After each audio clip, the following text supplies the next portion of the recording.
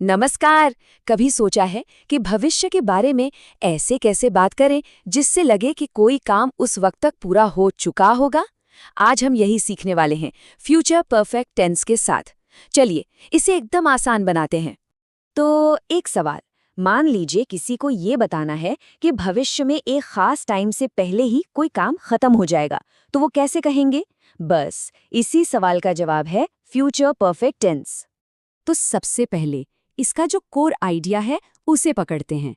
ये टेंस हमें फ्यूचर में एक ऐसे पॉइंट पर ले जाता है जहां हम कल्पना करते हैं कि कोई काम खत्म हो चुका होगा।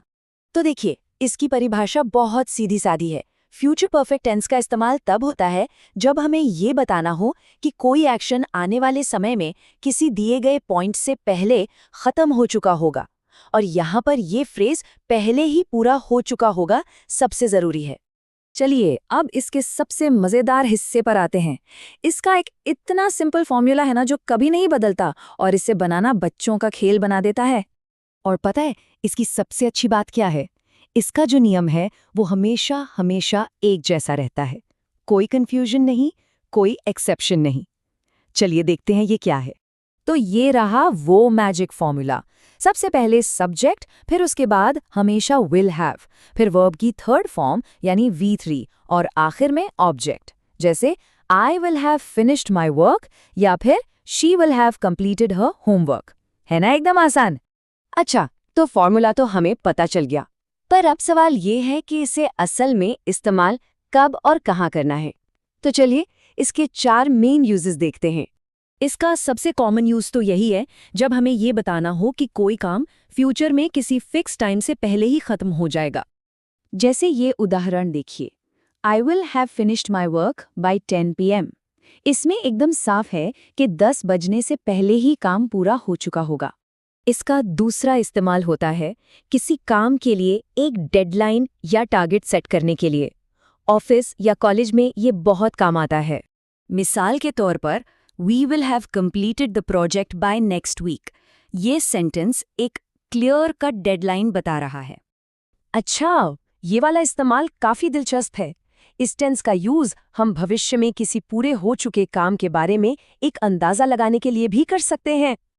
जैसे He will have reached home by now। देखिए, यहाँ हमें पक्का तो नहीं पता, लेकिन हम एक मजबूत अंदाजा लगा रहे हैं कि उसके घर पहुंचने का काम अब तक तो पूरा हो ही गया होगा। और इसका चौथा यूज है फ्यूचर के इवेंट्स का एक सीक्वेंस तय करना। मतलब ये दिखाना कि एक काम किसी दूसरे काम के शुरू होने से पहले ही खत्म हो चुका होगा। और ये वाक्य इसे बहुत अच्छे से समझाता है। She will have cooked food before we arrive। यहाँ फ्यूचर के 2 काम हैं, हमारा पहुंचना और उसका खाना बनाना। और ये टेंस बता रहा है कि खाना बनाने का काम पहले खत्म हो जाएगा। ठीक है, अब अगले भाग में चलते हैं और एक तरह का चीट कोड देखते हैं जिससे इस टेंस को पहचानना एकदम आसान हो जाएगा। बस इन शब्दों पर नजर रखिए, bye, bye tomorrow, bye next week या बिफोर। जब भी ये शब्द दिखें तो समझ जाइए कि ये एक डेडलाइन की तरफ इशारा कर रहे हैं, जो इस टेंस का एक बड़ा सिग्नल है। और अब सबसे जरूरी बात, वो एक आखिरी ट्रिक जो इस टेंस को हमेशा के लिए आपके दिमाग में फिट कर देगी। बस इसे याद कर लीजिए, विल हैव के साथ वर्ब की थर्ड फॉर्म यानी V3। अगर ये जोड़ी किसी भी सेंटेंस में दिख जाए तो आप 100% श्योर हो सकते हैं कि वो फ्यूचर परफेक्ट टेंस ही है। इसे पहचानने का ये सबसे पक्का तरीका है। तो पूरी बात का निचोड़ ये है कि ये टेंस फ्यूचर के एक ऐसे एक्शन को दिखाता है जो अधूरा नहीं बल्कि कंप्लीट हो चुका होगा। बस यही इसकी असली पहचान है। और अब जाते जाते एक सवाल आपके लिए। जरा सोचिए, कल इसी समय तक ऐसा कौन सा काम है जो आप पूरा कर चुके होंगे? इसका जवाब फ्यूचर परफेक्ट टेंस में देने की कोशिश जरूर कीजिएगा।